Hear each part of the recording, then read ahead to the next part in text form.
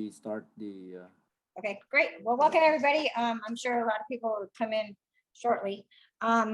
First, we're gonna approve the agenda. Anybody want a motion? Lisa? I can motion to approve the agenda for tonight. Okay, a second. Sam? yes, Okay, accepted. Okay, Before we move along, Bobby, really quick, sure. I just want to note that the minutes from the last meeting were approved on the email, and so we'll have those up on the website shortly. Okay. You know the date on that, Lisa? Do you remember the date? The July meeting. Yeah, July. Okay. So we'll do the business, the night, National Night Out recap. I think we should, let's see. We should wait until we have a recap from all the participating neighborhood associations. We'll do that in their 2 minutes. How's that sound? Is that okay? We don't do that till 8 o'clock, Bobby. Okay, well, so we want to approve the National Night Out expenses. Well, we can talk about what D9 did for National Night Out, how we. Okay, well, D9 did give out 4 grants to 4 different neighborhoods. Tono, Thousand Oaks, Tatra, Little Branham and Rosswood, and Erickson. Thousand Oaks was able to have a really huge party. It was nice. It was beautiful. We're going to update our website and add some pictures from that as well, right, Sam? You can do that? yes, Okay. Let's go over the expenses. So we're going to approve $500 Erickson. I do have the receipts. Dave Noel, all the paperwork has been received and able to approve $500 for that. Is that okay? Lisa, Sam? Yes, thank you. Yeah. Can you just, Bobby, really quick, can you just put all 4 of them together and we just motion and approve as one? Okay, so, for the total or, okay, well, for Erickson, 500, Little Branham spent 103 and 19 cents. Thousand Oaks spent 424 and 12 cents, and Tatra 498.35. So. And the total? I have that here. I don't have that here. yeah, that's fine. It's within the think 2,000 anyway. Yeah. I don't have that. Okay, well, I motion to approve all 4 neighborhood associations expenses for National Night Out. I second. Approved. Okay. We'll have the reimbursement checks. Everybody has filed all their paperwork appropriately and it's ready to go. Okay, so let's go. Next on our agenda would be moving for our general meeting from 11:11 because that is Veterans Day. We'd like to move it to 11:18. Are you making a motion, Bobby? I am making a motion to move it to, I'm sorry, I'm making a motion to move it to 11:18. I second that. Okay. Yeah, yep, sorry. I'm writing as well, so sorry. Okay, let's keep going. Upcoming D9LG board elections. We are going to be having our elections in January. Anybody interested on being in the board, please let us know. And we will have an opening for a secretary, unfortunately, and some board of directors. So if anybody will be interested, please let us know. Just email us and give us a little bit of your qualifications, and just to let you know that our elections are in January of next year. And folks can go to the website D9LG.org to access the bylaws. Yeah. Updates. See what we're all about and what we've done. Okay, so with no further ado, Susan Allenberg, welcome, Supervisor. Can you unmute her? Yeah. Yes, I am unmuted. Thank you so much. I really appreciate being invited here to offer some updates. Thank you, Bobby, and thank you to the whole D9 leadership group. To start with the most recent news with the board, we were on recess during July and will return to regularly scheduled board and committee meetings later this month. The first meeting this month will be on Tuesday, August 17th. Angie Riddell is with me tonight. She is our new communications aide, and she's going to pop some links in the chat as I am talking very quickly tonight to get lots of information in for you in 10 minutes. The upcoming meeting is going to be a really big one. We'll be discussing the implementation of assisted outpatient treatment, often referred to as Laura's Law, that will serve a limited number of individuals with very high complex mental health needs who are also experiencing homelessness. We'll be looking at the recent lead study that focused on neighborhoods surrounding Reed-Hillview Airport, and we'll be raising the visibility and transparency of some significant challenges within the operation of our jail, particularly the incidence of significant injury to people in custody who are also suffering from severe mental illness, and some legal liability that has resulted from those incidents. And of course, we'll receive an update from the public health officer on current strategies to maximize vaccination rates, tamp down the spread of the Delta variant, and ensure that kids can safely attend school. So that is all happening on Tuesday. Definitely join us if you'd like more info about any of those topics. Because it has really been so long since we've been together, I'm going to kind of just quickly run through a number of highlights from the work of my office at the county over the past year and a half. One of the programs that I'm really most proud of is that we worked with both schools and community-based organizations like Second Harvest to ensure that families, kids, and older adults had uninterrupted access to food as the pandemic unfolded. Within a week of the initial shelter-in-place order, I gathered a coalition of childcare providers, community-based organizations, and the County Office of Education to stand up childcare at no cost to our county essential workers. Worked with various partners, including joint venture Silicon Valley, and again, the County Office of Education, to find the digital divide gaps and begin the process not only of providing hotspots and laptops to students, but also building the necessary infrastructure to address the digital deserts. The infrastructure that we are working on is a fixed wireless system pilot that uses CBRS, which is Citizens Broadband Radio Service, which I knew nothing about until a couple of months ago. We use that to build out a private and secure network to connect students at home through Blackford in the neighborhood surrounding Blackford Elementary School. We also did some work at Rosemary Elementary School in Campbell.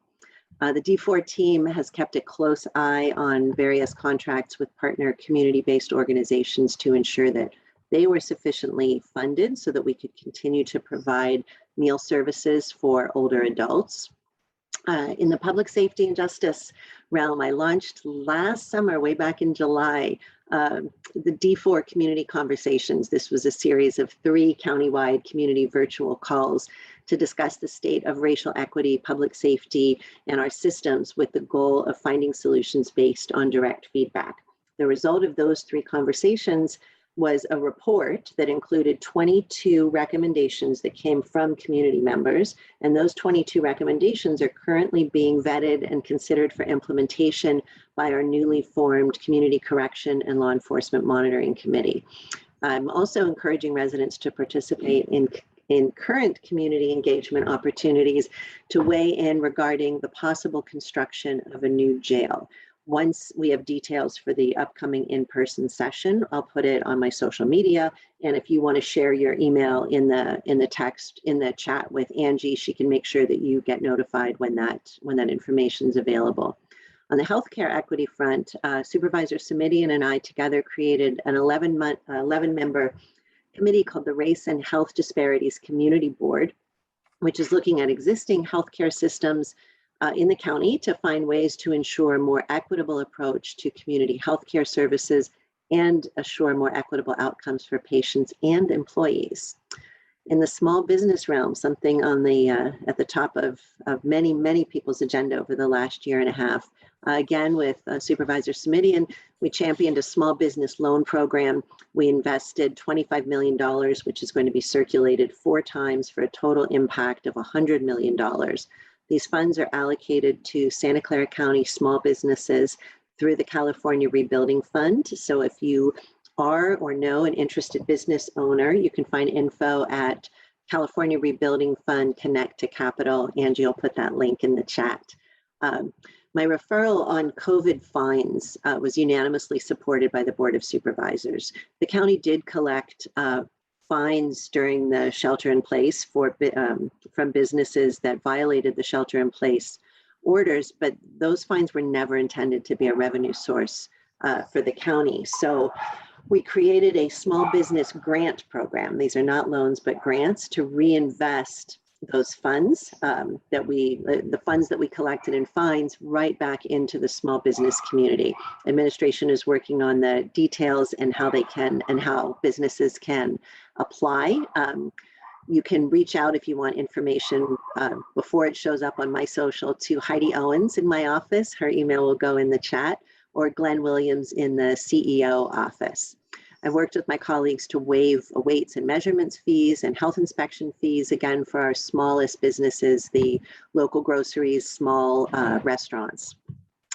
Before the July break, we wrapped up 6 days of budget workshops. I hope that it will be no surprise to any of you that my priorities were and remain children and families, expansion of behavioral health programs, services, and resources, and increased governmental transparency and operational efficiency. Along with some CBOs and some nonprofit agents and some other agencies serving our residents, advocated to Governor Newsom for the state budget to include universal school meals for students. We worked with Senator Nancy Skinner's office and Assemblymember Mark Berman's office, and this funding is included in the budget, and I am just, my heart is really full here, because this means that 6 million school children, low-income school children, will have access to free school meals. This will have a tremendously positive impact on our families and children, and this will go into effect in the 2022-2023 school year. But during this current school year, federal waivers are still in effect due to COVID, so that meal access is still greatly expanded for this year. Just a couple more pieces to share about constituent services. I didn't want to let a year go by without hosting some way for the community to come together, even during the pandemic. So last October, I held a day-long socially distanced event to connect with 6 communities in D4 with fun activities and Halloween goodies and flu vaccines. We really had fun seeing our youngest community members visit the event in their costumes, with masks, in their cars or on their bikes. And the next D4 in the neighborhood event this October, hopefully will be all in person. Keep an eye out for details. I also knew that while we were physically apart, I still needed a continuous avenue for communication with our communities. So we held first weekly and then twice a week, and now monthly virtual calls with residents. We're calling them Community Connects, to share updates, answer questions, and also share information about the 40+ county departments that serve our residents. So each time we have a meeting, I bring a special guest from one of the county's departments so that more people can learn about what county government actually does. Our next Community Connect is scheduled for August 26th at 11:45, and the guest that time is going to be from the Office of LGBTQ Affairs. Angie will put the registration link in the chat. We also resumed community sidewalk office hours. My team shows up at farmers markets in D4 once a month. We hang out for 3 hours, and we've got lots of county information to give out, and we are there, of course, to answer questions and provide constituent services. We will be at the Santa Clara Farmers Market this weekend on August 14th. This is a lot of information, perhaps more than you bargained for, but if somehow I didn't hit the issues that are particularly in the front of your mind, go ahead and pop them in the chat. I don't know if we have time for questions, but I'll try to answer them here online or through my office. We will get back to you if you share your email address just as quickly as we can. Thanks again for the opportunity. It really is wonderful to see all of your faces. Thank you. Thank you, Supervisor. Wow, you've been busy. You have really been busy. You think? Yeah. Well, thank you. That's very informative. I tried to write it all down. I don't know if I got it all, but I tried. Happy to send you the info. Okay, great. And welcome, Angie. Okay, our next speaker would be our council member, Pam Foley. Welcome. Thank you, Bobby. Thank you for inviting me to speak at the this quarterly meeting of the D9 Leadership Group. It's nice to see Supervisor Ellenberg here. I served on the San Jose Unified School Board with her for 4 years, I think, and I can attest to how passionate she is about helping our students at all levels. So it's really exciting to see some of the initiatives that she is bringing forth for our kids, particularly the food program for all of our kids. That's really, really impactful. And thank you for all of your work, Susan. Good to see you. There's a lot going on in District 9. A couple of, we all, the whole team participated in National Night Out. And that was really nice to see everybody in person. That was our first big opportunity to see everybody again. And some of our, we had small events and we had large events. Bobby already mentioned a couple of them. And the other is the Little Branham Neighborhood Association that we attended. Really fun to connect with neighbors, chat with them. They can see our faces, we see their faces, hear a little bit about their issues and concerns, and then follow up with them later. But all in all, National Night Out is a great opportunity, really positive and uplifting to be around the neighbors. Next year, I hope to see a lot more neighborhoods that were usually out there for National Night Out, but weren't this time because of COVID, but hopefully we'll see them again next year. I wanted to talk about affordable housing projects because that is a big issue within the city of San Jose and also within District 9. We have several projects coming forward. The majority of them are utilizing state legislation to proceed through the development, SB 35 and AB 2162. The reason I want to bring this up is that we as a council office have been advocating with the community, and I see Arnold here and others who have projects coming up before them in their neighborhood. And our district has been, our staff has been very involved working with the community and the developers to get the developers to make modifications to their proposal to diminish the impact on the community. This is hard to do because the developer is not required to make any of the changes that we set forth to them. So we approach them from being a good neighbor, doing the right thing, and in some cases it works, some cases it doesn't. I'm not sure about Arnold's property on Bascom Avenue, what's going to happen there, but this is a process that does not allow for city council to object to the proposal. This is a frustration on my part, and I'm sure my other council colleagues' part, is that we don't get to say no to these projects.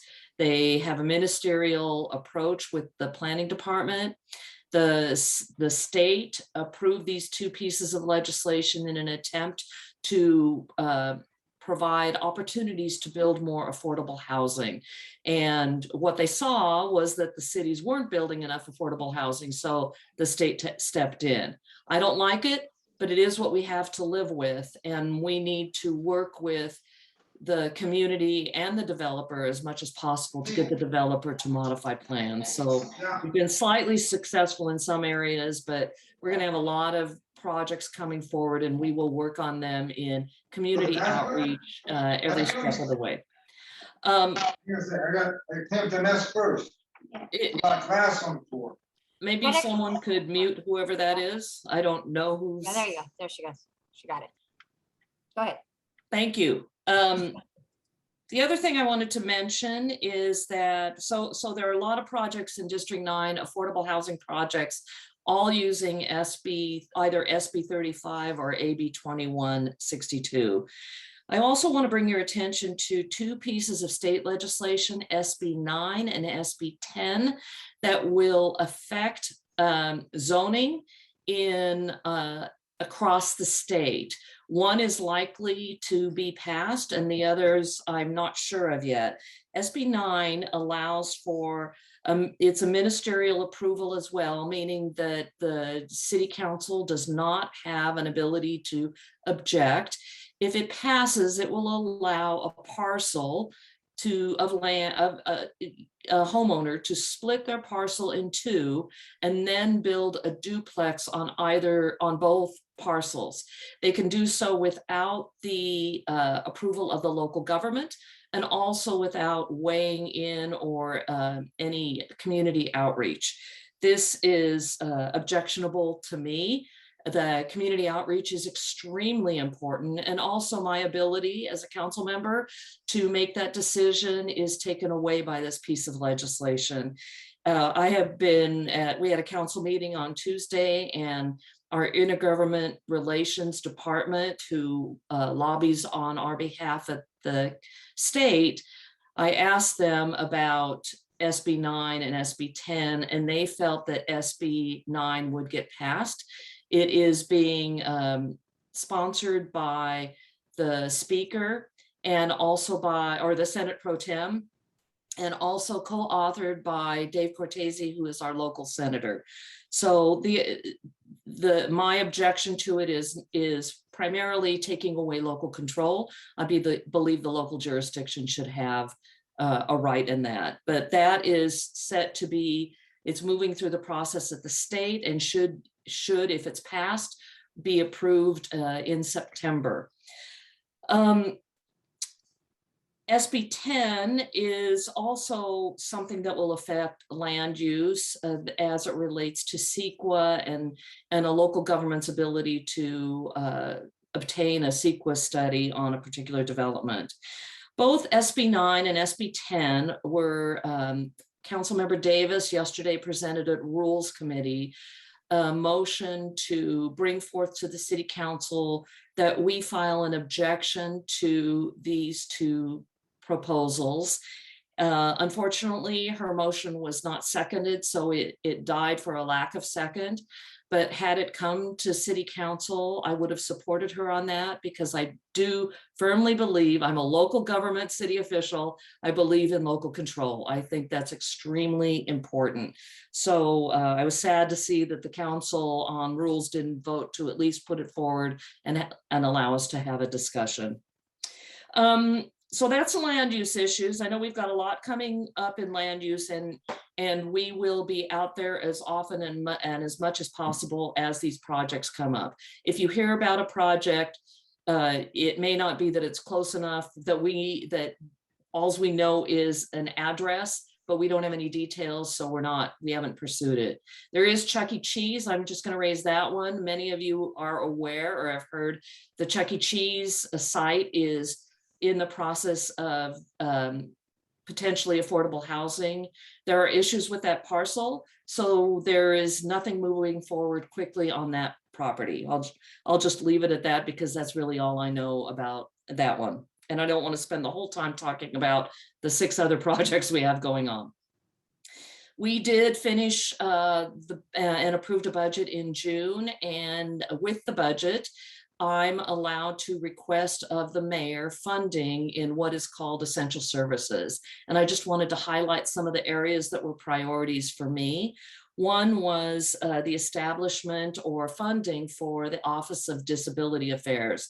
We currently do not have an Office of Disability Affairs. We did around the recession, but that department was eliminated with the budget cuts at the recession in 2008-09 and never restored. So we put forth a proposal to actually fund a 0.5 FTE staff person to at least address issues related to disabilities. The mayor instead funded more than that, which I was really happy to hear him do that. That creates more than just a study, which is what he was going to do, but comes up with a process for creating a work plan for not an Office of Disabilities, but for someone in staff to focus on disabilities. And we will work on that. And that was brought forth actually by Cameron Henkel, who is one of my new staffers, but also a resident of Thousand Oaks. And it was her idea. We brought it forward and we were successful with it. Very excited for her and for us. We also requested funding and obtained it from the mayor for $130,000 for the Health Trust. The Health Trust has a Meals on Wheels program that they wanted to expand to a Friends of Meals on Wheels.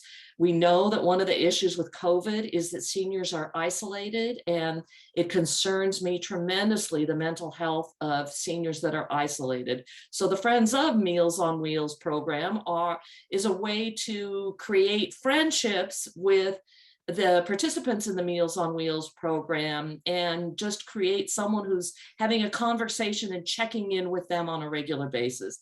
Really happy for that, because that was a big budget item for me to request. And I was prepared to fund a portion of it myself from my district budget if the mayor didn't, but the mayor agreed. Other things, I'm always very focused on traffic calming and making the streets safe for pedestrians. So one of the things we requested is a study of Foxworthy to slow down traffic. So we're getting a study on Foxworthy. We're also, just to piggyback on, we're also getting a study on Camden near Oakwood. There's a crosswalk there near the park that is a long crosswalk, but that's not enhanced at all. So kind of take your life into your own hands when you're crossing that crosswalk. So we're hoping we get funding. We have funding for that, and we will assist in funding to put that together. Other things that we received funding for was we requested funding for, many of you may remember our camera rebate program. Well, now we're starting a tree fund program where if you plant a tree and you need money to plant your tree, we will reimburse you for the cost of the tree. How much, when, and how, we don't know yet.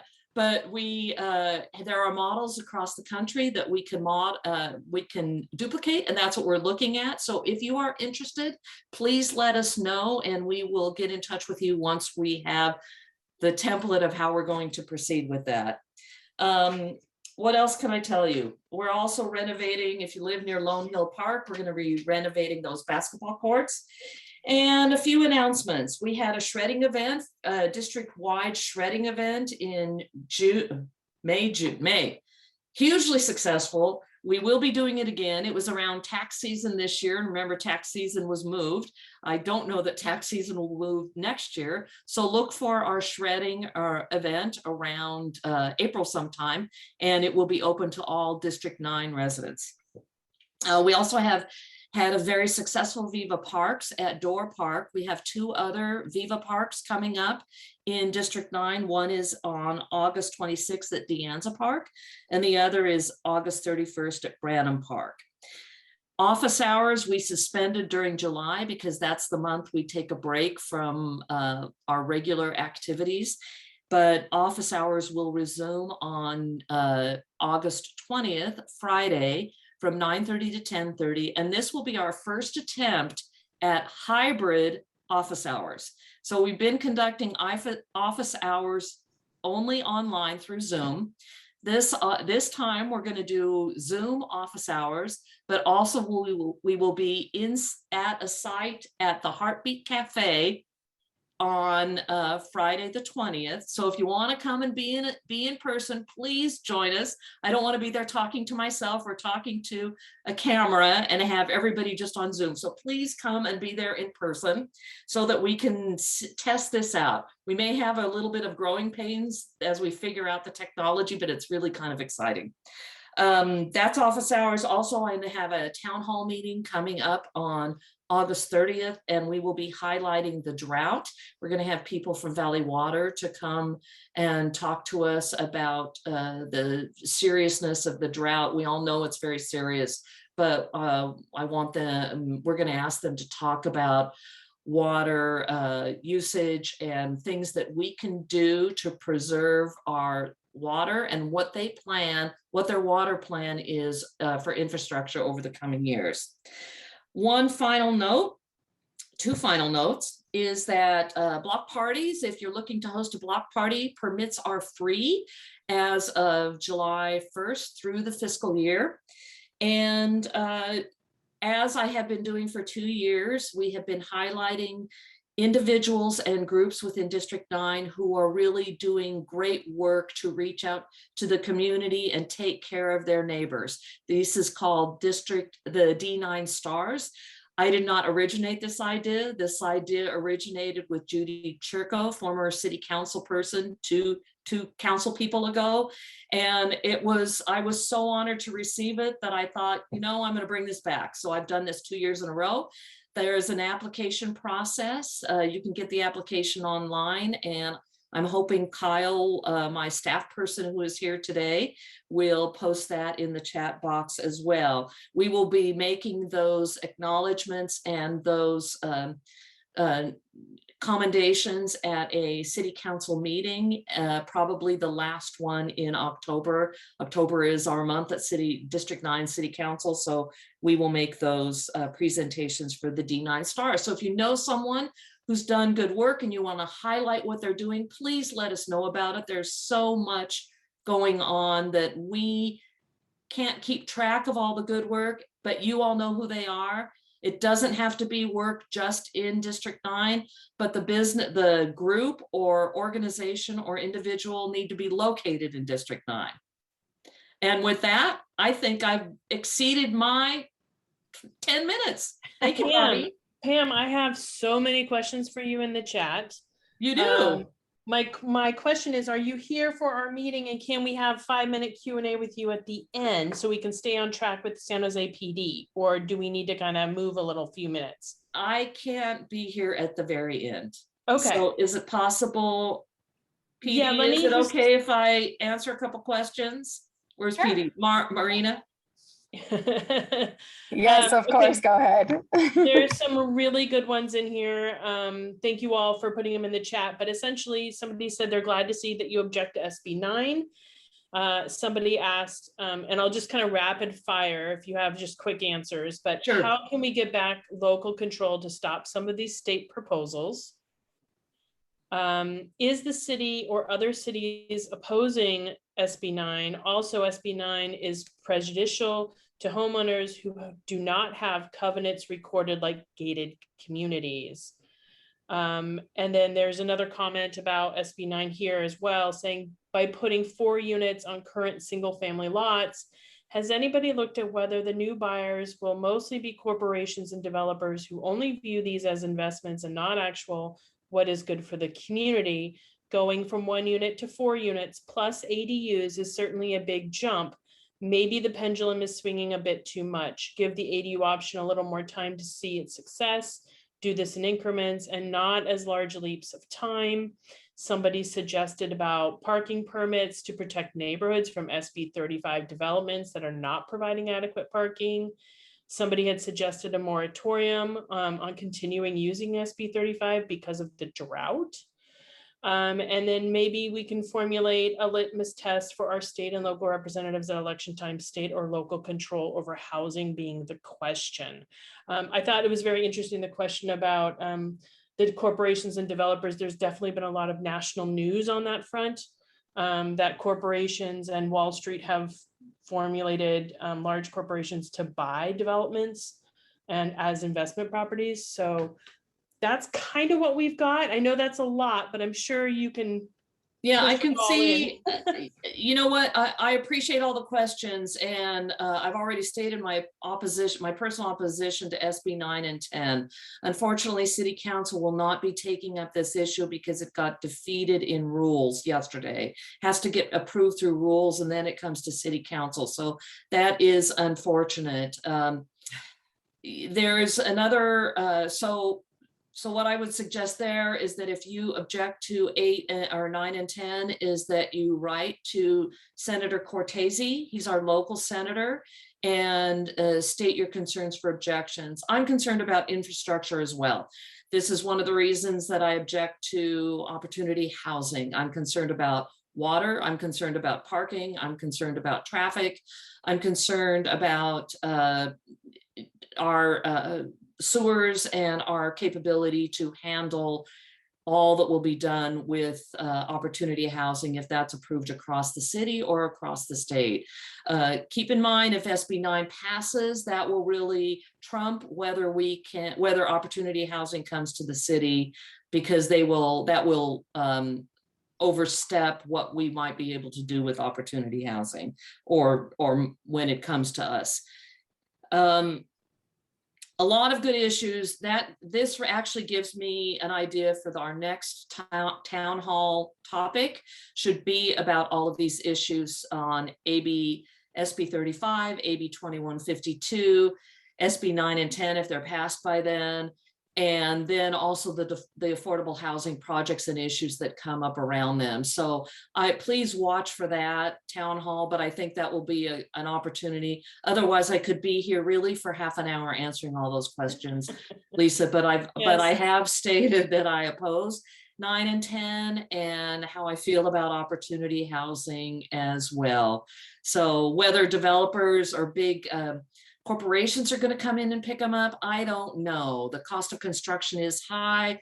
I'm not sure that rents will recover the kind of rent that a corporate owner might have unless they're buying them for their own use, for their employees, which is a possibility. So I don't, but that's a question I really can't answer. Well, thank you. And we do have Jennifer Santos from Senator Cortese's office up a little later, so we will get a chance to. Oh, there you go. Perfect. Well, there you go. There we go. There you can do your lobbying in person. Yes. All right. Well, thank you, Pam. We'll send you a copy of the chat as well, so you have those questions. Great. And Kyle is here too, and Kyle will stay here till the end. Perfect. Great. Thank you very much. Thank you. All right. Okay. Let's go So on to. Lisa, excuse me, can I ask you a question? I wanted to ask a question to Pam. Okay. Well, go ahead, Gail, really quick. Is that okay? Just, she's not here, but her assistants are, so they No, can. No, that's okay. I want to talk to her, but that's okay. I'm still here. Oh, Pam's still here. Go Hey, ahead. Pam. You Hi. caught me before I left. Welcome home, Pam. Hey, listen, Gail. couple things. I just wanted to let you know that Loaves and Fishes is serving a hot meal once a week to our mobile home park. Oh, that's great. That's good to hear. And they've been wonderful and it's been great. So our seniors are getting a nice meal. And I'm going to talk to you offline. Maybe you can come one day. I'd love to. I would love to. And also I wanted to talk to folks and you, because people on this call with D9, we need to rally the city regarding, because the city has no plan to do anything right now for the folks at Columbus Park, which is over 300 folks. So I know sometimes you don't want your unhoused in your neighborhood, but if this organization, this group doesn't come together and rally the city council, there's no plan right now. This is the FAA property, and there's no plan that I've been told that the city is going right now to do with over 300 people living at Columbus Park.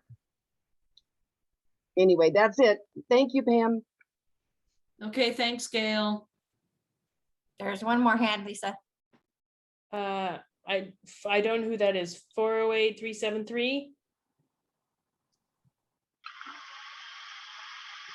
Okay. Well, maybe 408-373 can talk. We do have Yeah, I'm here. Yeah, I'm here. I'm here. Yeah. Okay, go ahead. Yeah, I want to know what's going on with the burned out building on Hillsdale. If and when it's a burned out strip mall at Hillsdale and Almaden Expressway. It's been like that for a couple years. It's an eyesore. There's other burned out buildings in the neighborhood. But at the same time, we've got road diets going on and bike lanes that take over our car lanes. And in the meantime, you can't have a shed or a flagpole. I want to know what's being done about something serious versus flagpoles and sheds and road diets.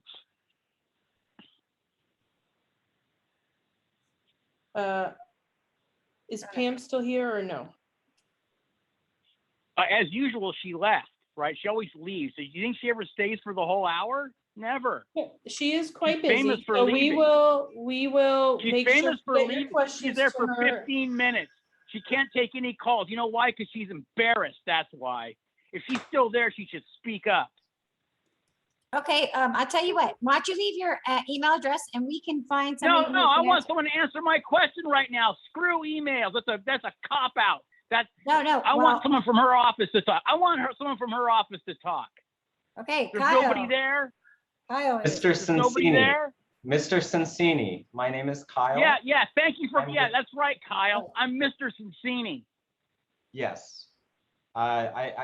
Could you please give me the address of the property in No, question? I want you to. You know where the address is. It's right on Hillsdale. It's I'm a strip afraid- mall. It's been burned out for 2 years. You know where it is. You know where it is. I'm sorry, He can doesn't we have know. decorum? You know where- Let's you know- not, you know let's where not it is. allow You yelling. need to, No, I can tell you where it is. No, You know who- can someone mute him? Sue Yes, Ellensburg, please you know, stop. Yeah, right near I the don't feel Calvary comfortable communicating Lisa. with Pam, can you Mr. mute? Sensini. I'm sorry. Damn. Thank you. Kyle, we'll get you that information and you can follow up. Thank you. Sorry about that. Okay, we are thrilled, Bobby, to introduce the next person. Yes, we are, Marina. You know where it is. You know where it is. Oh my I need to send you gosh, an what is email. I going sent a lot on? of emails to Pam's office. Can you please remove him from the meeting? Yeah, he needs to be removed, unfortunately. No, you're gonna remove me from the meeting because I asked a question. Or You're mute. gonna Just remove mute me you. from the meeting? Can you just mute him? Just mute Sam, him. He has Sam, rights to you say, need to mute him. We Sam, I gotta have keep no moving. controls. Just mute him. He deserves to stay. He's asking for questions and that's what I we're here for. agree. That's what we're here for, to get him answers. We might not know him, but let's find out somebody who does and get it done. I know exactly where he's talking about. He's talking about next to the Denny's, right there on Almaden. It's been there for 2 years. It has. Okay, so let's keep it going though. We have a lot of Yes. speakers that are sitting here waiting. So without further ado, let's We introduce have, Marina. we have Sergeant Jason Kilmer and Crime Prevention Specialist Marina. You're gonna have to help me with your last name, Marina. Not a problem. It's Trickmagian, and it's nice to see everybody. A lot of you I've met in the past through neighborhood association meetings. I want to also piggyback off of National Night Out. Everyone has been talking about it. It was an absolute blast for our department. I saw such amazing photos. Unfortunately, I wasn't able to make it to all of D9's events. However, I've heard only great things. And as Councilmember Foley mentioned, we hope next year we'll be back in person even stronger and back to pre-COVID. But we do want to thank you guys. And also, as you guys were introduced, Sergeant Jason Kilmer is on this call with me. And what we wanted to do is start off with him running through some crime statistics with you guys. And then from there, I will touch on the STOP program and also leave my contact information in the chat for those of you that are unfamiliar with what crime prevention does in the department. But I'll let Sergeant Kilmer go first and introduce himself and update you guys on what's happening. And then we'll go into the STOP program. Great, thank you, Marina. Thank Welcome, you. Jason. You're on mute.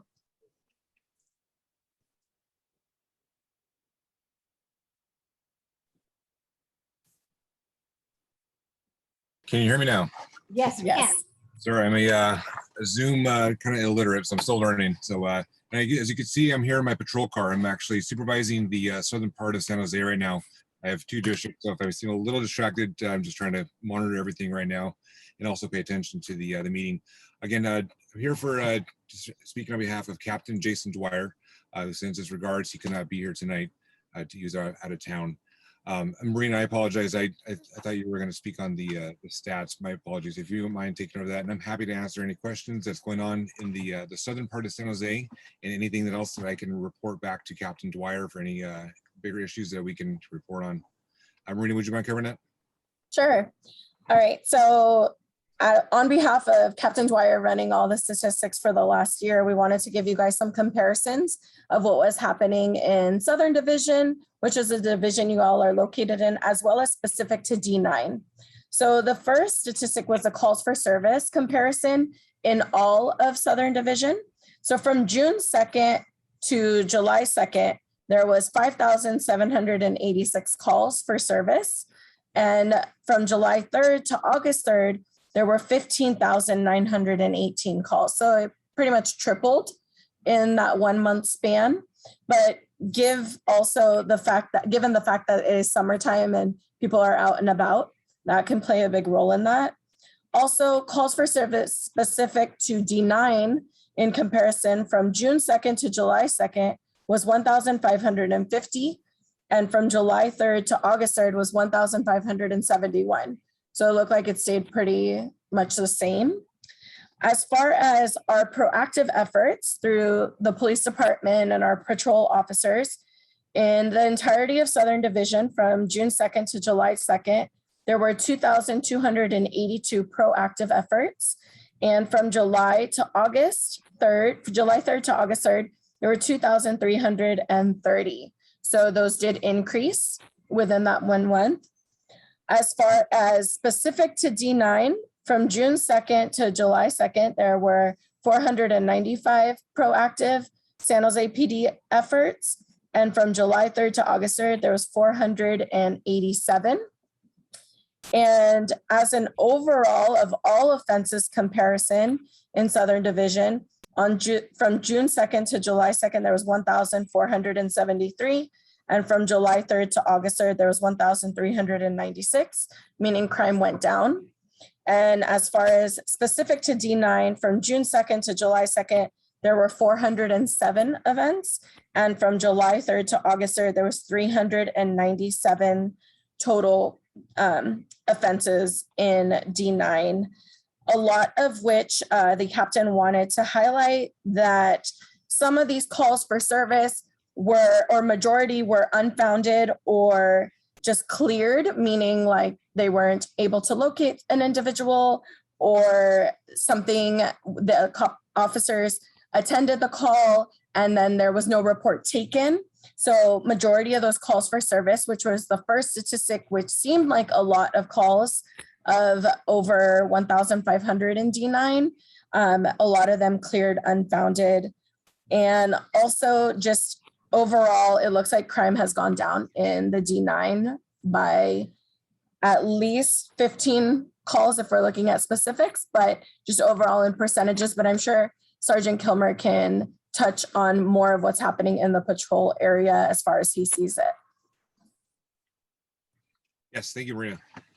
As far as from the patrol perspective, we've been seeing a lot of our kind of want to say typical calls what we've been dealing with, which is involving some of our unhoused. We're trying to come together with our stakeholders to work together to address the problems, and such as mobile crisis response team, and using our MCAT team, which is, as many of you know or don't know, it's officers that are specifically trained in people that are having crisis.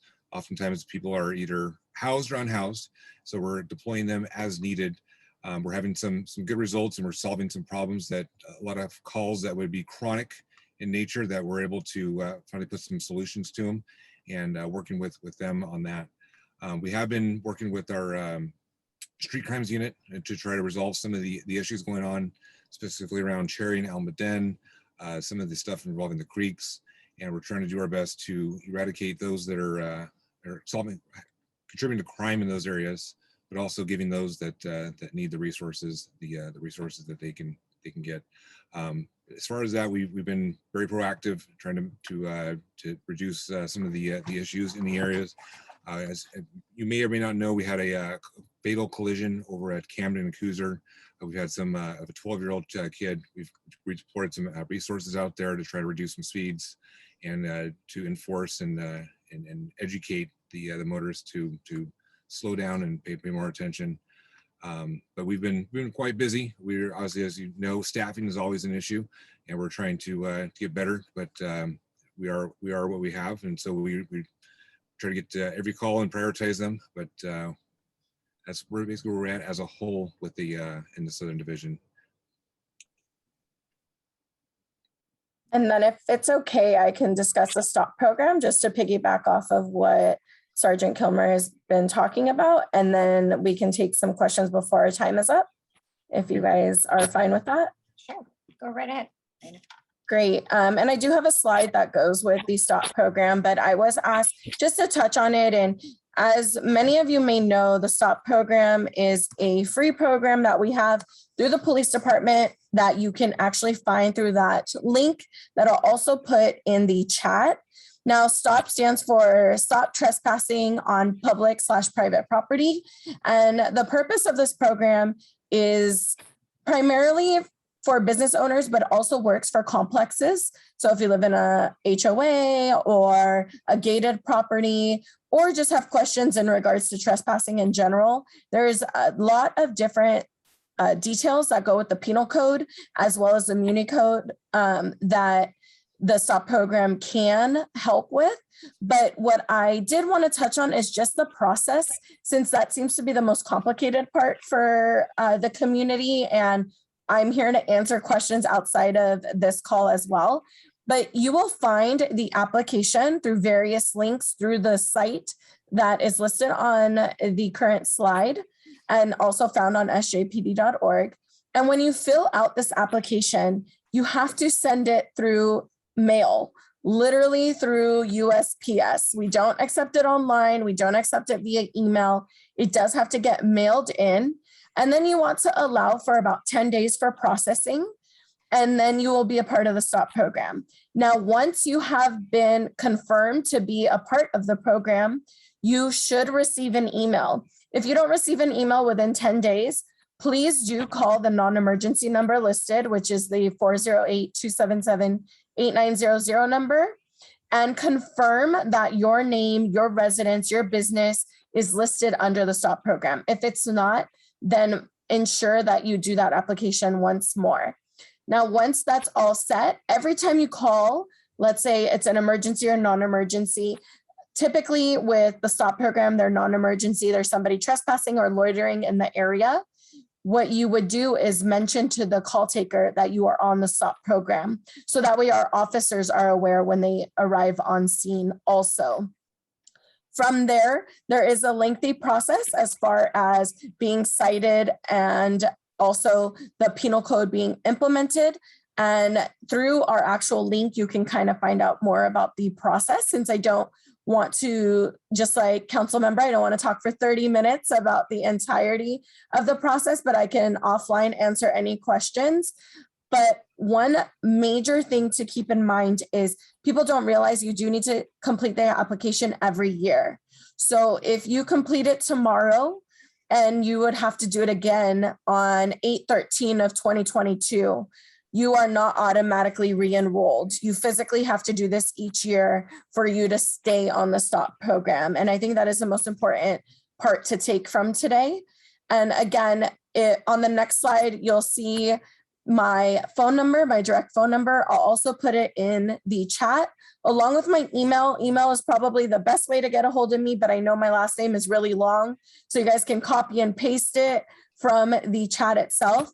I'm here to answer any questions regarding the STOP program or crime prevention in general. And I just wanted to say that what crime prevention does, I know I've worked with a lot of the neighborhood associations here, but if you have not reached out to us, please do. Myself and my colleague Jorge Casillas handle the Southern Division, and we're here to provide community meetings, community education about public safety, and much more, as well as be a part of your events. We love hosting different events and also attending all of yours, such as litter pickups. I know I get emails about those all the time, and much more. So that being said, I'm going to put all that information I mentioned in the chat, and I will allow Sergeant Kilmer to answer any questions you guys may have in regards to patrol in general.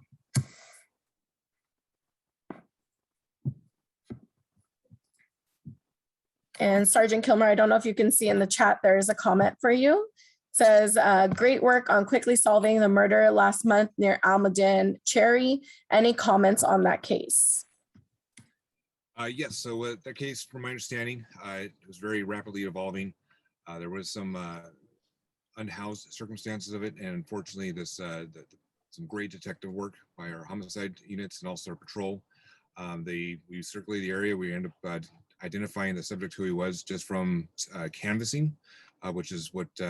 oftentimes solves some of our crimes, just identifying people and showing pictures.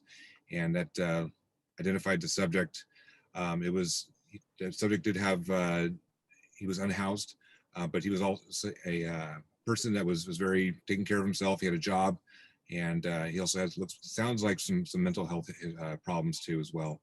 He was taken into custody without incident, right in that same area. I think it's about 2 hours later, and he is currently in custody. That was great work. There's one other question about school being back in person and what's being done to prevent speeding in and around school zones. Yes, it's a great question. I know our traffic enforcement unit is very much aware that school has started again, and they have gone out and done a more proactive policing and a show of presence in the areas, and also citing people when deemed necessary. Unfortunately, we don't have officers at the schools anymore, but as far as the off-duty officers, but our school liaison unit is working well with with their local administration, school administration, and whatever stuff that we can address. But we need that feedback. We need to know about that stuff. So it's just more contacts through school liaison or for crime prevention or traffic enforcement, the more better data that we can analyze to respond to. Great. All right, any more questions? Let's see. No? Let's see. Okay. There is, just really quickly, we are considering multiple housing initiatives in San Jose. Do the police have particular perspectives? Whoop, lost my chat, 1 second. Do the police have particular perspectives to be considered regarding safety of increased density in single-family neighborhoods? That's a good question. That's a great question, and honestly, I think that would be a great question for Captain Dwyer. I can happy to report that to him and let him research that and get back to him. That's okay. Yeah, we'll follow up with you or Marina about that question and put it in our follow-up email. That's great. Excellent, thank you. Okay, well, thank you. Thank you, Marina. Thank you, Jason. Stay safe out there. And we're going to move on. We're a little bit behind schedule. So thanks again for coming. I appreciate that. You bet. Take care. Okay, next would be our neighborhood association updates. We're going to make it 1 minute because we are a little bit behind schedule. Let's start off with Dave Noel with Erickson. Dave? Okay, I wrote this stuff down. I'll try to talk fast. So let's see, we've had 4 general meetings. We've had 3 general meetings. We've got another one coming up on August 25th featuring Valley Water, talking about the drought. We'll be talking about opportunity housing with Pure Luigi Oliverio. And our Erickson school used to be an elementary school. Now it's called the Learning Options. It has a new principal. We're going to meet that principal if she's available. And we'll have Marina. And then we'll also begin to start talking with our members to see when is the right time to go back to in-person meetings, which now that the Delta variant came along, it probably pushes it to the right. We have been doing raffle prizes, and that's helped attendance. That's a good idea for other groups. And we've been able to get those donated. We did a walking tour of the Guadalupe River with Valley Water and our District 9 and some PRNS staff on July 12th. We did our National Night Out Ice Cream Social. It had about 150 attendees, 100 adults and 50 kids, with live music and free ice cream. Ice cream is really a cost-effective way to do it because it's about maybe $1.25 or $1.50 per person for all the ice cream and dry ice. So it's a lot less expensive than other options.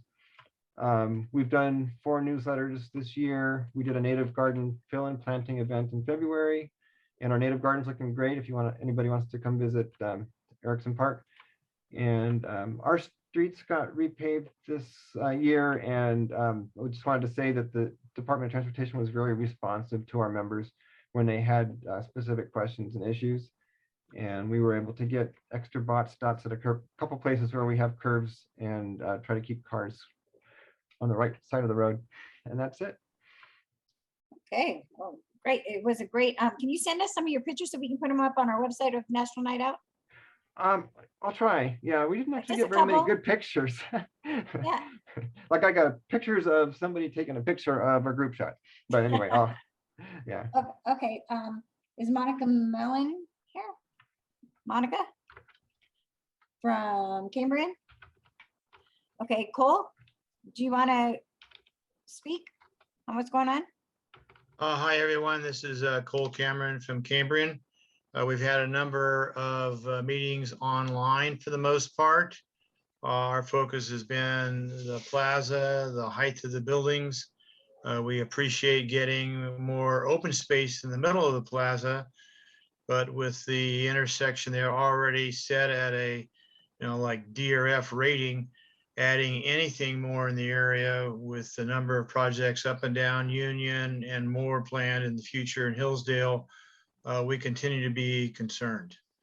And as Pam explained with these new bills at the state level, off housing that was a real concern is not the focus anymore. And trying to understand from Dave Cortese that I thought I had a pretty good rapport with. He's an old farmer as I am on both the water issue for farmers and now his support of these bills is something I need to hear more about. As most of you know, I'm also working to get more certs in San Jose as one of the instructors. And we have a team in this area that I want to become more active with. I was able to get some funding through city council to get us some equipment throughout the city. And now Susan Ellenberg has done the same thing for her county pockets. So since we're neighbors, we can work together and be safer. And one of the things that I've worked with in the past where both Susan and Ellen were present was a program where I had our San Jose Police Department and other representatives talking both get safe with, say, packages being ripped off because, what's in front of your door that's valuable is important. So if you have neighbors watching each other and the camera program that Pam has in place that Susan Ellenberg put forth at county, they got rejected. If we can all support her talking to all the councilmen there at county, then maybe we can get some crossover in that territory also. Okay. Just one last thing quickly, Bobby. Yeah. It looks like on Sunday, I'm probably gonna spearhead a new drive to go north to the fire folks like we did 2 years ago when we had 28 trucks and trailers go up. This is gonna be much smaller, no used stuff. They need just basics like camping gear, for example. And I'll put the word out to Bobby, who can put it out to this whole circle when I know more, I hope in the morning. Okay, yeah, we'd love to support you on that. Yeah. Cole. So thank you very much, everyone. It's really great to see everybody, at least here on Zoom. Yeah. And working together and collaborating is really key to keep our community as a community instead of just all splintered up in our little pockets. Well, thank you, Cole. Okay, Rich Sanders from Little Branham. Yeah, hi there, everybody. Our neighborhood association is just kind of waking up from the pandemic. We hadn't been holding any meetings for the past year and a half. And for the past year, we forewent our annual garage sale, our annual picnic, and even National Night Out. So this year, we're happy to have been able to hold our annual garage sale. We weren't able to do the picnic. It was just before things started to open up. But we did have our annual garage sale. We had 25 homes participate. All of the streets in our neighborhood, 8 streets all told, join in on this. We had 25 homes where we usually have 40. So it's a slow process. People are just starting to get brave enough to do this stuff. And with the garage sale, it's not just a concern about people opening their homes, but also, who's coming in the neighborhood, because that's an uncertainty we don't know. So we were able to do that again this year. We were able also to do National Night Out. We did an ice cream social. It is a very convenient way to hold it. In past years, we've had a potluck. Well, we just thought during this pandemic that a potluck didn't seem to be appropriate. because of people's concern over the COVID. So we're planning on running all those again. We haven't had any quarterly meetings. We will like to start meetings, but I think we're taking a page from some of the other associations here and possibly trying to do hybrid or Zoom programs with, instead of just our own neighborhood business, trying to get outside guests to come in and speak as some of the other associations are doing. So that's a great idea. One last thing is I would like to talk to Cole about the CERT program. Sure. Why don't we send you his email address, and he's very, well, he will answer you right back. Guarantee it. Okay, well, thank you, Rich. And if you could send us a couple of the pictures of your National Night Out event, we'd like to post them on our website. Send them to you, Bobby? Sure. Okay. Okay. Oh, sorry, we're running behind, so we're gonna have to go down the line real quick. Maria Canuto with Tatra. Hey, Bobby, and hi, everyone. Yeah, quick, Rich, I love the way that you said our neighborhood is just starting to wake up because we feel the same way. We have continued to hold our board of directors meetings, but as far as general meetings, I think we're going to have to try to do some Zoom meetings again. We've tried a couple of times. Not great attendance, but I think that with all of the concerns, that's probably a good way to go, at least for the next couple of months. We did hold our first neighborhood cleanup since the pandemic in July and had a good turnout for that and offered coffee and donuts as incentive to get people out. So that went over really well. We did have a National Night Out last week, which was a big success, and similar to Rich and Dave, in their neighborhoods, we decided to provide food as well so that it wasn't a potluck situation. We had a taco truck that came, which was a huge hit, and had live music. And we also had Dottie the clown for the kids. And she did balloon twists, and instead of face painting, she did hand painting. So I tried to maintain some distance there. I think we had about, 65 or so, Bobby, if I'm not mistaken. And it was also great timing because here in Tatra, we've had quite a few new neighbors move in recently. So it was really great timing to have these new neighbors come out and meet the rest of the neighborhood. We've also had our streets paved here in the neighborhood too, so we're really pleased with that. And I think that's it. I will yield to the next person. Okay, great. Thank you. This is Cole. I did stick my phone number in chat for Rich and others that want to contact me regarding CERT. Great idea. All right, Rachel from Dover. Hi. I'm just going to give a very brief update, and then I have a comment I want to add. But we have not been holding regular meetings, but we have been doing events and activities as they've presented themselves. The most recent was Councilmember Foley and Viva Park sponsored the movie night at Dover Park. I publicized it. They said the biggest turnout they've ever had. We had 450 people show up. Yeah. We had, it was massive. It was great. Unfortunately, the movie part didn't go as well, but there was an ice cream truck with free ice cream, and there was a food truck with free tacos and things. So that was a big draw. Sergeant Kilmer, Officer Doan, and Officer Martinez also showed up to that event.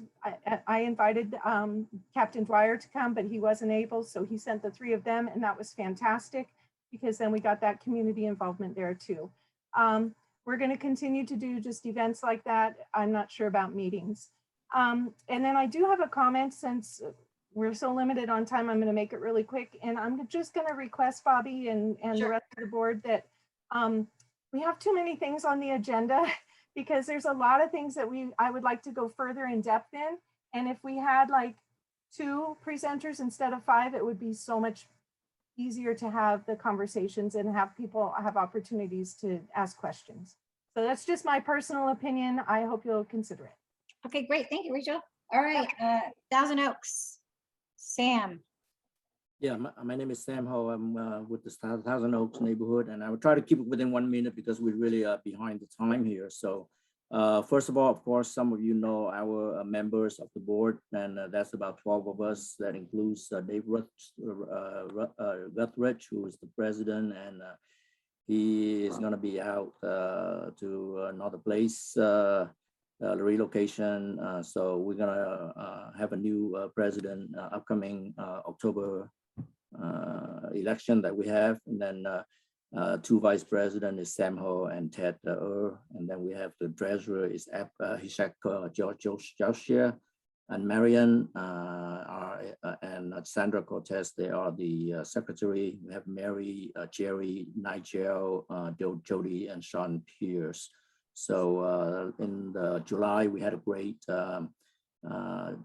work in terms of doing a survey for opportunity housing, and we went out to over 500 email addresses in our neighborhood, and about 351 or so responded, with 355 opposing opportunity housing, which is 95%, and about 16 supporting opportunity housing, and that's about 5%. So in general, Thousand Oaks Thousand Oaks neighborhood basically oppose opportunity housing. That's based on our survey.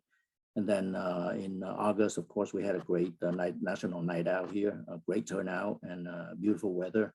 And then the one thing that's always a concern for us is the encampment right behind the neighborhood along the creek, facing the Nissan dealership. And so we always try to address that because we're afraid of the fire that may occur, and that's very dangerous for the neighborhood. With that, thank you very much. I'll just transfer to the next person. Okay, Terry Kirk. Sam, can I ask which area do you represent again?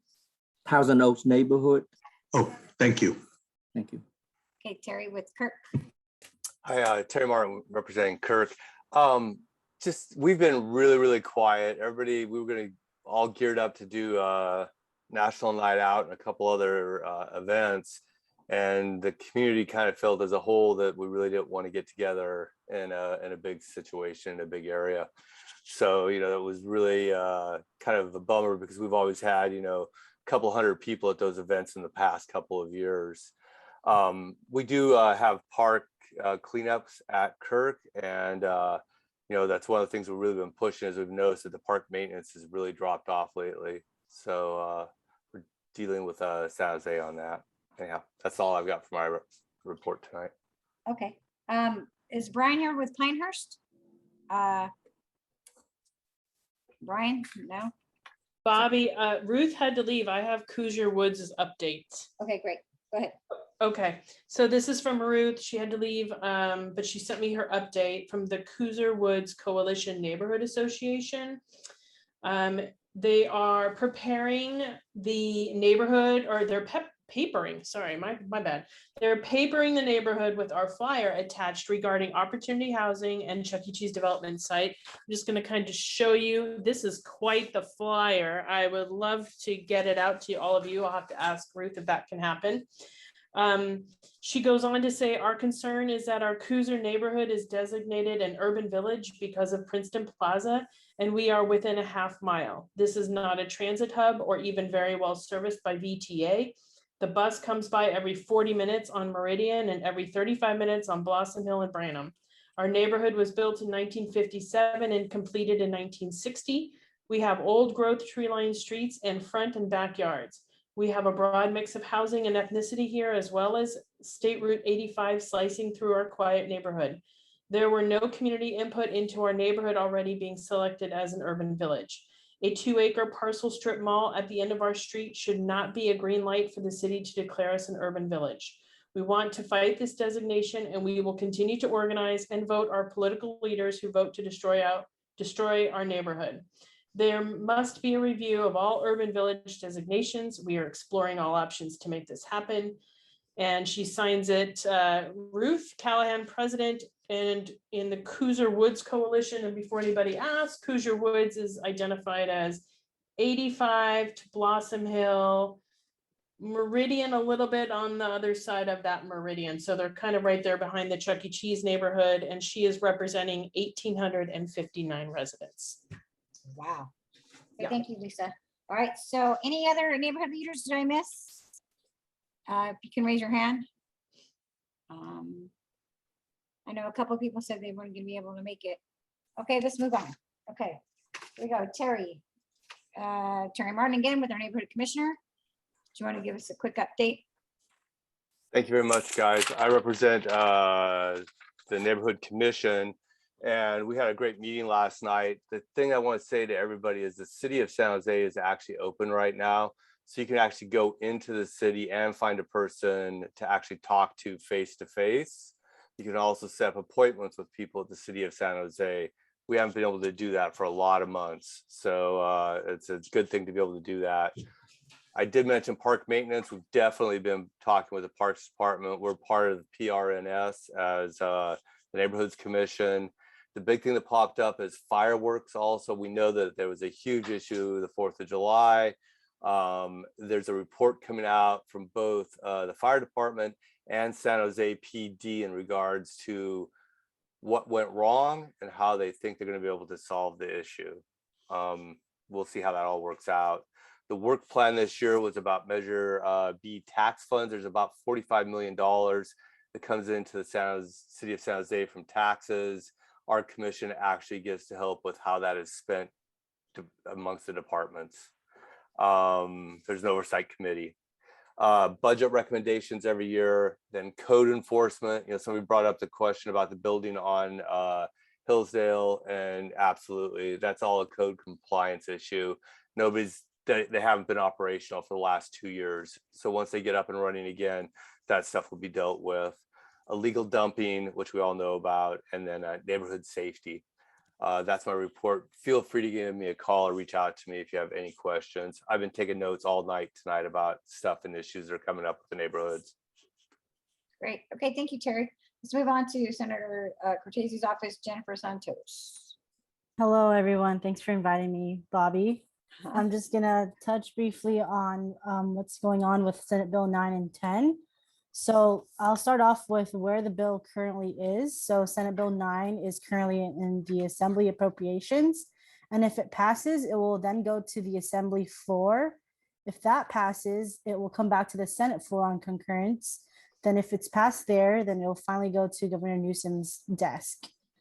As for Senate Bill 10, it's currently on the Assembly floor. If it passes there, it will go on the Senate floor where Senator Dave Cortese votes. And if it passes then it will go on to Governor Newsom's desk. And I will just say briefly about what each bill sort of entails. So Senate Bill 9 provides streamlined ministerial approval for residential development of a duplex or subdivision of an existing lot. These specific developments must meet its specific qualifications to ensure the protection of local zoning and design standards, historic districts, environmental quality, and tenants vulnerable to displacement. And specifically, the development must meet the following standards in order to utilize Senate Bill 9 approval, which the development does not require the demolition of rent restricted units or units that have tenants that's been living there for the last 3 years. 1 parking space per unit unless located within half a mile walking distance to public transit. And the development does not allow more than 4 units on 1 parcel. So it could be 2 units on a lot split or duplex, or 1 for JADUs or 1 for ADU. And also, since this promotes small scale neighborhood residential development, this measure includes key safeguards to ensure local government maintains control of zoning and design standards, and also to ensure community character is respected, tenants are protected, and I mentioned earlier that historic neighborhoods are preserved. And as for Senate Bill 10, it allows government to rezone neighborhoods up to 10 homes per parcel at a height specific by the ordinance if they choose to. To be eligible, a parcel must be urban infill or be near high quality public transportation. Importantly, this measure is completely voluntary, meaning local governments can choose not to pass this ordinance. And I know that, sorry, I'm reading some of these comments.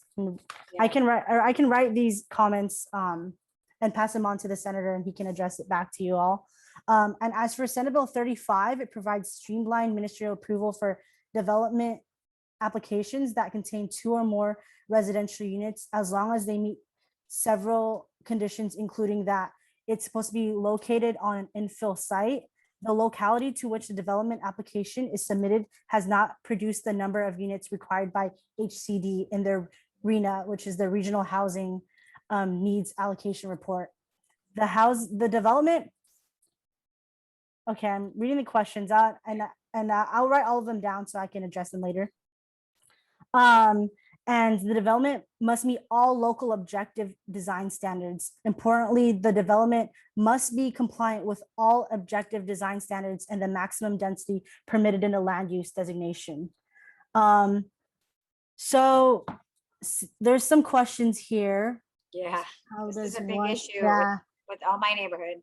Yeah, so I can write them down, and I know Dave, he will be more than happy to adjust them and write down his answers, and I can go ahead and pass it to you, Bobby. And then there's others about highways and potholes. But for Senate Bill 9, one thing that Senator Dave wants to just get across is that ultimately it's still local controlled, and even if it may, be with the state, his main message to y'all, it's still going to be locally controlled. And I know my colleague here, Patrick Aarons, can touch on that. So I might be going a little over time. So I will write these questions down and then send it to the senator. And then Bobby, if you can share those questions down. And then once he answers them, I can email them back to you. But I know we're running a little bit behind time. So that's where I wanted to touch base regarding Senate Bill 9 and 10. Patrick, if you're there, if you want to say a little bit. Really quick, Jennifer, we have a question. I know Arnold's been very patient with us today. Could he ask just a quick question? Sure. Yeah. Arnold, go ahead, unmute. Okay. Yeah, Jennifer, actually, well, I had two. I'll ask the one that I put in the chat first. Was at the end of SB 9, there is a declaration that says affordable housing is a state affair rather than a municipal affair. I mean, the Dry Creek Pruneyard Neighborhood Network is undergoing all kinds of problems with SB 35. Yep. And the language of SB 9 has the same kind of verbiage in it. And, there really isn't that much local control. If there was, we would probably have more success with the developer than we have had. And so I'm just wondering, why is the state essentially saying they're the only ones concerned, they're the only ones responsible, and they're the only ones that have to solve this problem in their own way and not the local government? Exactly.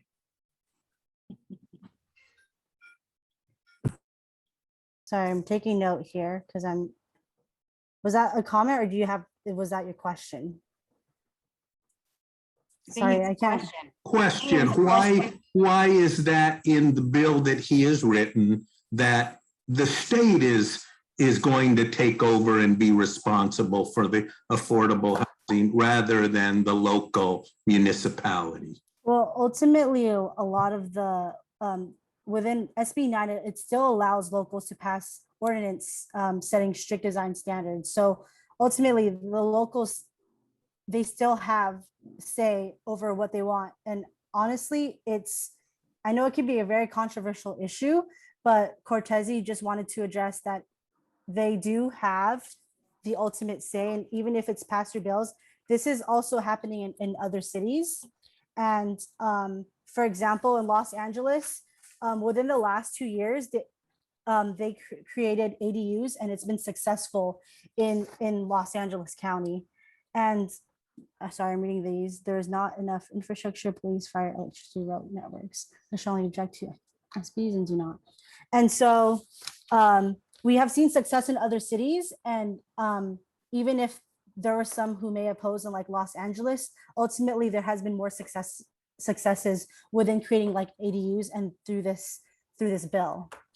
Jennifer, I was wondering that maybe we could schedule a community meeting with Dave Cortese, because this is such a big,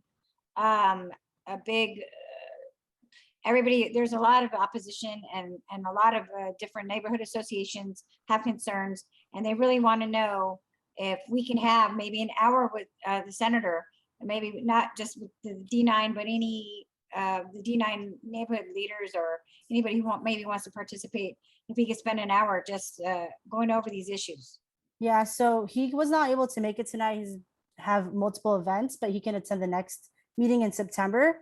So whatever concerns or comments you have, I will write them down and address them straight to him. And then if there's any other questions, he can I'll hand it to him and he can personally answer them, and I can email it to you, Bobby. Okay, great. All right. Okay, then we'll do that. Patrick, do you want to say something before we move on?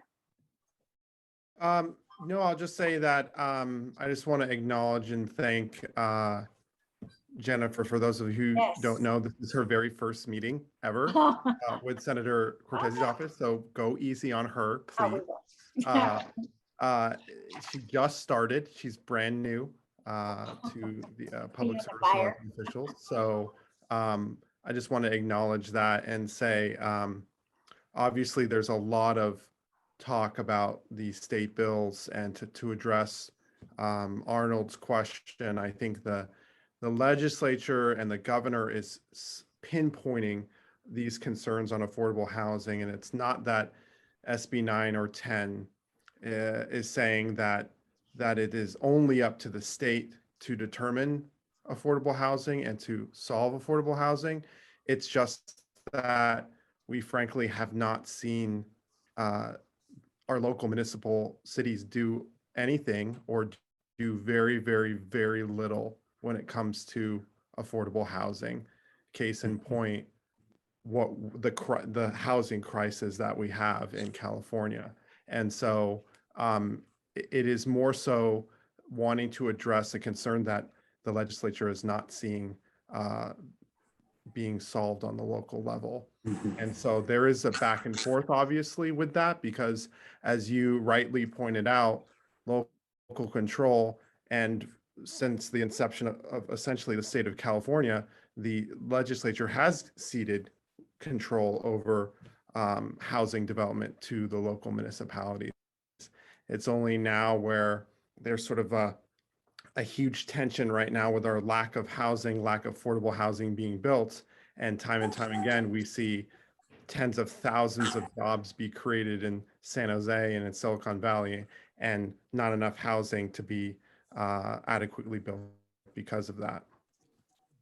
There's got to be a better way to do it though, Patrick, because the state is not very good at doing land use regulation at the local level. And so it's going to end up creating more problems than solving. And so, and we definitely want to hear everyone's way, comments, because there's going to be that back and forth of, the locals coming back and saying, this is a different solution, but we do need to recognize that this is a housing crisis, and we need to solve it as quickly as we can.